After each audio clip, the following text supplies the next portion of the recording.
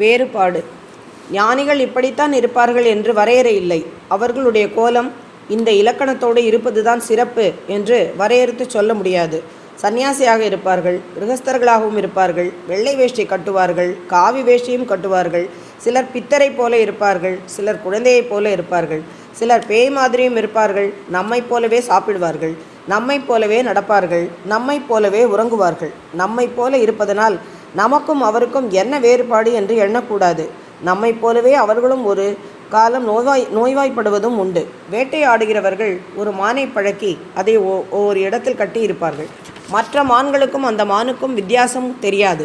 அந்த மானை பார்த்து மற்ற மான்கள் அதனிடத்தில் வரும். அப்போது வேட்டைக்காரன் மற்ற மான்களை பிடித்து கொள்வான். கட்டுகிற மானுக்கு பார்வை மிருகம் என்று பெயர்.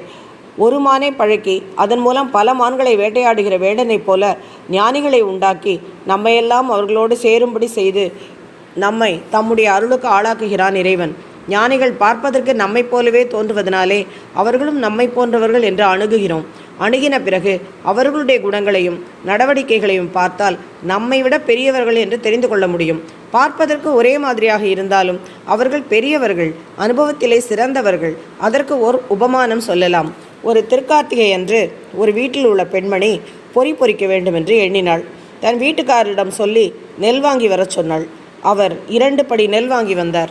2 படி தேவையில்லை என்று 1 படி நெல்லை தனியாக எடுத்து வைத்துவிட்டு வாணலியில் மணலை போட்டு சூடாக்கி நெல்லை பொறிக்க கொட்டினாள். இன்னும் அது பொறியாக மாறவில்லை. அந்த சமயத்தில் அந்த பெண்மணியின் குழந்தை வீதியில் விளையாடி கொண்டிருக்க அதன் மீது வண்டி ஏறவே அது அலறியது.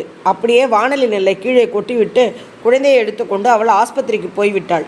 திருக்கார்த்திகை நடக்கவில்லை. வேலைக்காரி வாணலியில் போட்ட நெல்லை எடுத்து வைத்து விட்டாள். முன்பு தனியாக எடுத்து வைத்த நெல்லுக்கும் வாணலியில் போட்ட நெல்லுக்கும் தோற்றத்தில் வேறுபாடு தோற்றுமா? தோற்றாது. ஆனால் அந்த 2க்கும் வேறுபாடு உண்டு. அது எப்படி தெரியும்? தனியாக இருந்த நெல்லை எடுத்து நிலத்தில் போட்டால் முளைக்கும். வறுபட்ட நெல்லை கொண்டு போய் எவ்வளவு வளப்பான பூமியில் போட்டாலும் முளைக்காது. ஞானிகளும் நாமும் பார்ப்பதற்கு ஒரே மாதிரி இருக்கிறோம். ஆனால் நாம் இறந்து போனால் மறுபடியும் பூமியிலே முளைப்போம், வேறு பிறப்பை எடுப்போம். ஞானிகளோ மீட்டும் பிறவாமல் இறைவனோடு ஒன்றுபடுவார்கள். இதுதான் நம் 2 பேர்களுக்கும் உள்ள வேறுபாடு.